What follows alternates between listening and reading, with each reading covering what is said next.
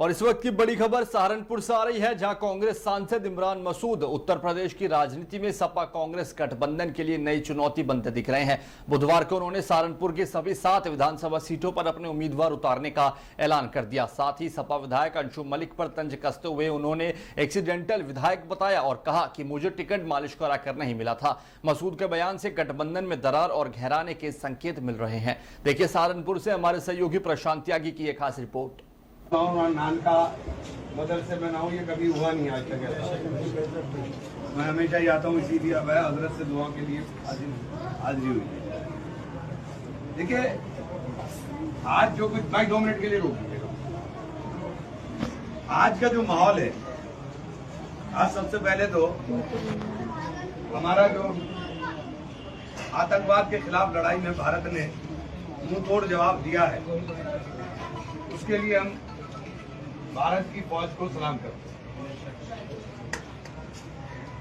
Terrorism से पूरे मुल्क को खतरा बना हुआ है और कश्मीर को तबाह करने की बातें की जा रही है। तो आज भारतीय सेना ने मुंह तोड़ जवाब दिया, उसके लिए भारतीय सेना को सलाम। वक्फ कानून के बारे में भी आपने कहा, पिछले 1 साल से लगातार उसी जस्तुजू के अंदर हम लगे हुए हैं, क्योंकि वक्फ का कानून मुसलमानों के खिलाफ नहीं है। वक्फ का कानून हिंदुस्तान के आईन के, हिंदुस्तान के संविधान के खिलाफ है। जो संविधान ने हमें ताकत देने का काम किया, उस ताकत को कमजोर करने का काम किया।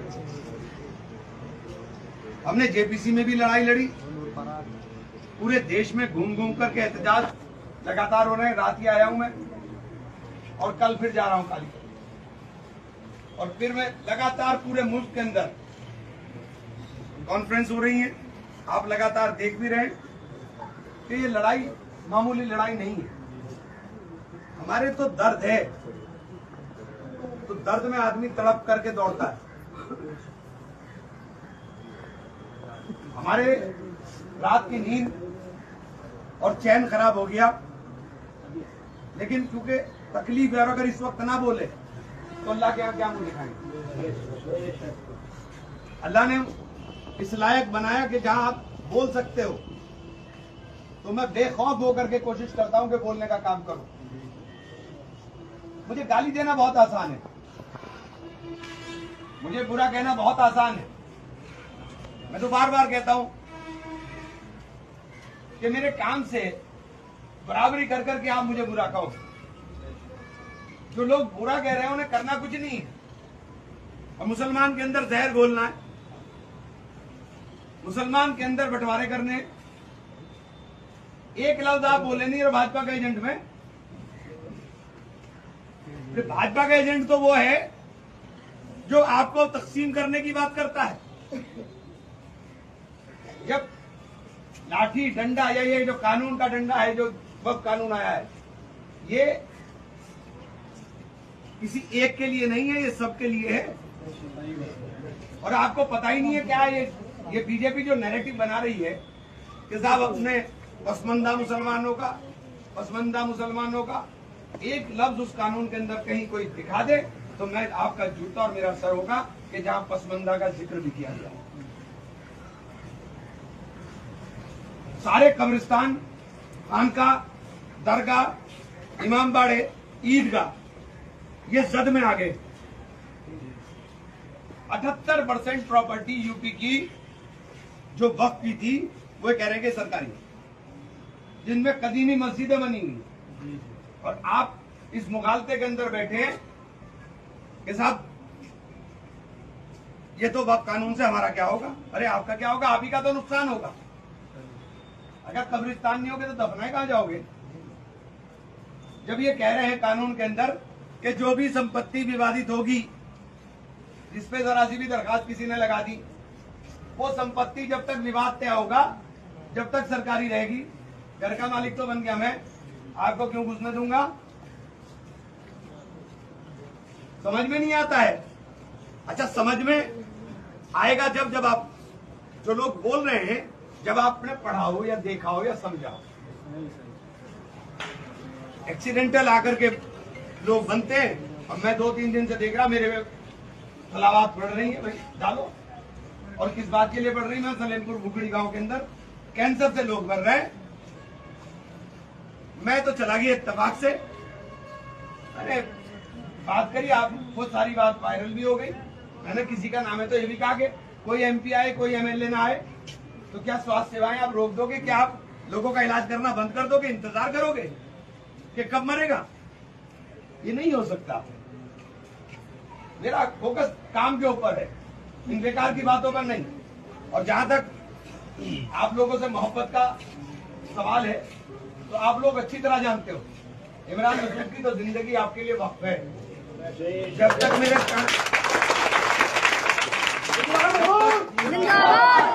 जब तक मेरे दम में दम है मैं आपके लिए लड़ता रहूंगा, जब तक मेरे दम में दम है। और दम दे के रखोगे तो पूरे हिंदुस्तान में आपने नाम देख लिया किस तरह फैल रहा। आप लगातार देख रहे हो, टीवी के ऊपर रोज दिखाई देता है। और भाई खाली रखोगे तो तुम्हारे बीच में पहले भी था, आप भी रहूंगा, कभी ना पीछे हटा ना हटूंगा। मेरी पूरी जिंदगी आप लोगों के लिए वक्त है। इसलिए आप लोगों से कहना चाहता हूं कि ये तमाम जो मेरे साथी हैं, मेरे चाहने वाले, मेरी मोहब्बत करने वाले हैं, एक चीज जरूर जान लीजिए कि हम लोग बड़े संघर्ष के साथ पैदा हुए लोग हैं। हमें किसी की मालिश कर करके टिकट नहीं मिला है, हमें संघर्ष से टिकट मिला है। जब 2007 में आपने मुझे चुनाव जिताया था तो हम बागी होकर के चुनाव जीत करके गए थे। तो ये बागी होना, बगावत करना मेरा मिजाज है अपने लोगों के लिए। और HAV इंटर कॉलेज के अंदर आपको पता है मैंने मौजूदा मिनिस्टर के खिलाफ हंगामा कर दिया था, याद है आपको अच्छी तरह से, कैबिनेट मिनिस्टर के खिलाफ, और टाल ठोकी थी और आप लोगों ने मुझे लड़ाया था और जिताया था, आप जानते हो अच्छी तरह से। तो ये कोई नई चीज तो इमरान ने करी नहीं। हाँ इतना ही तो कहा भाई पहलवानी जिसे करनी है शौक कर लो पूरा। कांग्रेस में हूँ, कांग्रेस में, और कांग्रेस का एहसान है कि मैं यहाँ हूँ, राहुल गांधी और प्रियंका गांधी का, बाकी किसी का कोई एहसान मेरे पे नहीं है। और जितने लोग मेरे चुनाव लड़ा रहे थे वो सब मेरे साथ है, और जितने मुझे गाली दे रहे हैं सबने मेरे चुनाव में मुखालफत करी कि नहीं करी? ईमानदारी से बता दो, बताओ ईमानदारी से। जिन्होंने मेरी मुखालफत करी उनसे क्या बात करूंगा मैं? उनसे क्या बात करूंगा मैं? किसी से मुझे बात करने की जरूरत भी नहीं है उनसे। अल्लाह मियां ने मुझे मेरी पार्टी में, मेरे नेता में, राहुल गांधी में, प्रियंका गांधी में, उनको इतना एतमाद इमरान पे है कि जो इमरान कह रहा है वही करेंगे। ये तो मेरी पार्टी का मामला है। और मेरे चाहने वाले सबसे कहना चाहता हूँ, बिल्कुल लड़ाई साफ है, लाइन खींच करके, हमें पाला खींच करके लड़ाई लड़ने की आदत है, पीछे पीठ पे वार नहीं करता हूँ। आज तक का मेरी तारीख में मैंने किसी की पीठ पे वार नहीं करा। अगर लड़ाई लड़ी है तो आमने सामने।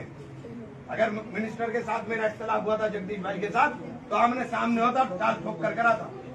तो मिजाज ही नहीं है मेरा, मैं मर्दों की तरह लड़ना जानता हूँ, पीछे से वार नहीं करता हूँ मैं। तो इसलिए आप सब लोगों से मैं गुजारिश कर रहा हूँ कि ये लड़ाई इस वक्त मुल्क के अंदर जो चल रही है उसके अंदर एकजुटता की जरूरत है। आप मुझे एक बात बताइए, पार्लियामेंट के अंदर 24 मेंबर पार्लियामेंट सिर्फ मुसलमान है, 24, और वोट पड़ रहे हैं 232। तो आपकी समझ में नहीं आ रहा कि लड़ाई कहाँ जा रही है? आपकी समझ में नहीं आ रहा कि इस मुल्क का जो गैर मुस्लिम है वो मजबूती से आपके साथ खड़ा हुआ? सही बात है, हमारे साथ। तो इस लड़ाई के अंदर लेकिन अगर आपको जो आपको तकसीम करने की बात करता है वो सबसे बड़ा दुश्मन है आपका। उससे बड़ा कोई दुश्मन नहीं हो सकता आपका, अपने सियासी मफाद के लिए या किसी भी बात के लिए। और उनसे भी पूछना चाहता हूँ, इस जगह एक जगह तो बता दो कहीं पहुंचते हो? कोई, मैं नहीं हूँ, मेरे बाद ये सारी टीम बैठी, शाहनवाज है, मसूद भाई है, ये इसरार बैठा है, इमरान प्रमुख बैठा है, शाहन बैठा, हमदा बैठा, संदीप बैठा, संदीप राणा बैठा, चौधरी विशाल बैठे, कितनी लंबी टीम है। कोई ना कोई आपको हर जगह पर खड़ा हुआ मिलेगा, रोज तहसील में, कचहरी में, अस्पतालों में, थानों में। किसका कार्यकर्ता काम कर रहा है? सारे कार्यकर्ता हमारे खड़े हुए मिलेंगे। किसी की मदद करने के नाम पर सिफर, और लड़ाई लड़ने चल दिए हमसे। क्यों लड़ रहा है भाई? और हम तो अपने चुनाव लड़ाएंगे भाई। कांग्रेस चुनाव लड़ेगी और 7 सीट पर चुनाव लड़ेगी, जिसे मुखालता दूर करके रखे। बहुत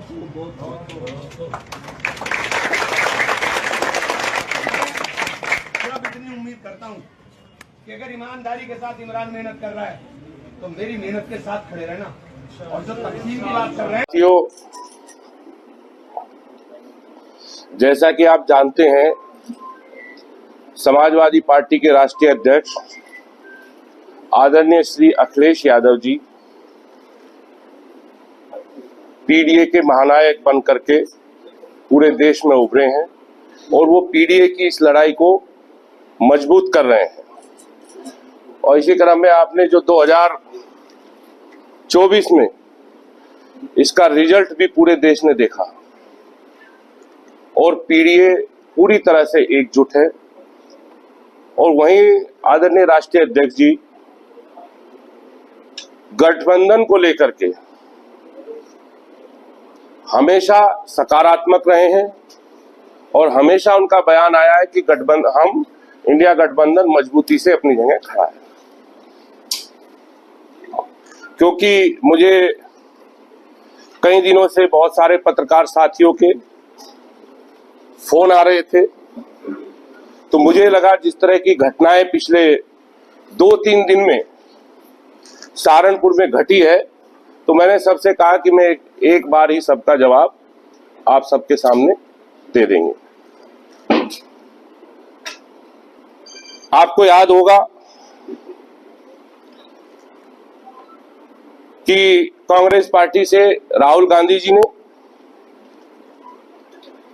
ये कहा था कि कांग्रेस के अंदर भी कुछ ऐसे लोग हैं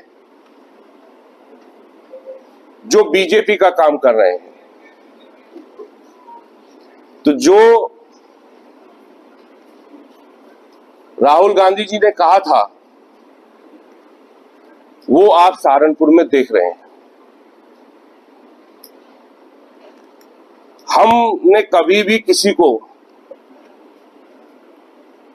ना कभी अहंकार की बात की, ना कभी किसी को चुनौती दी और ना कभी किसी विवाद में हमारी पड़ने की कोई ऐसी जरूरत है। लेकिन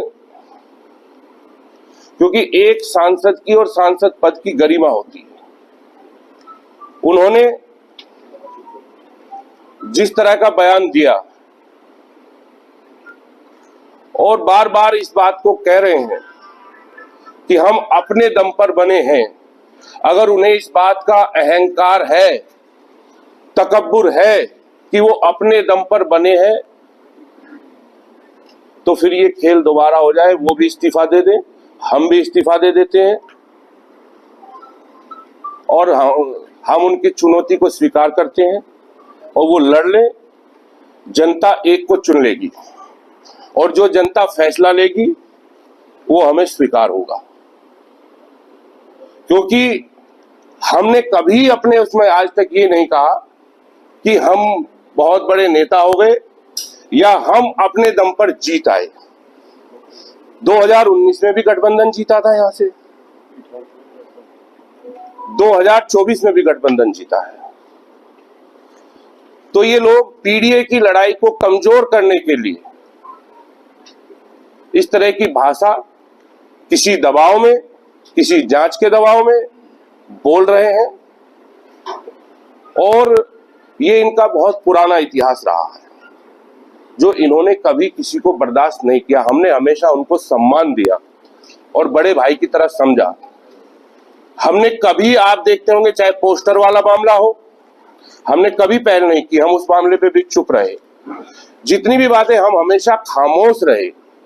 लेकिन ज्यादा खामोशी भी फिर बुजदिली का रूप ले लेती है।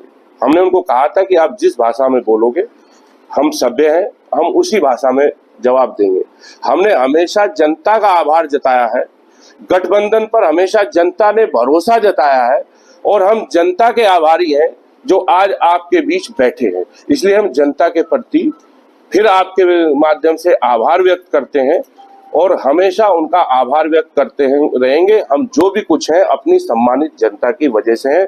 हमें कोई ये अहंकार नहीं है कि हम अपनी वजह से हैं।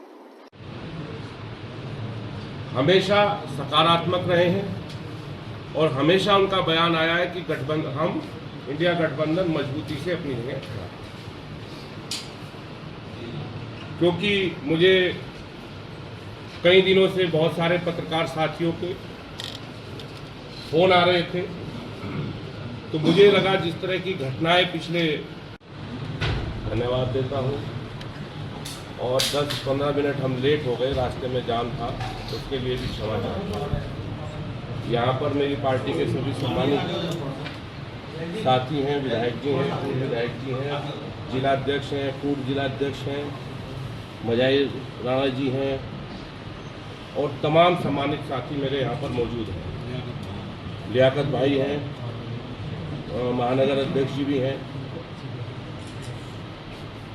साथियों, जैसा कि आप जानते हैं, अभी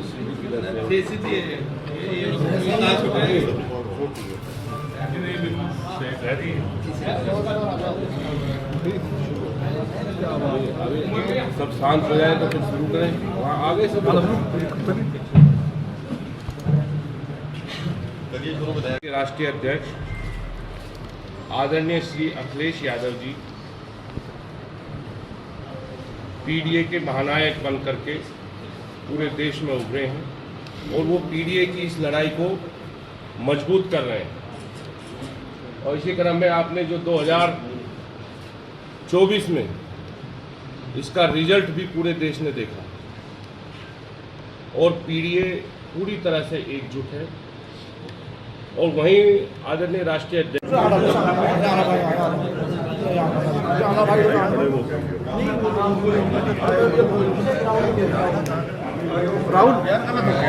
राहुल भैया राहुल भैया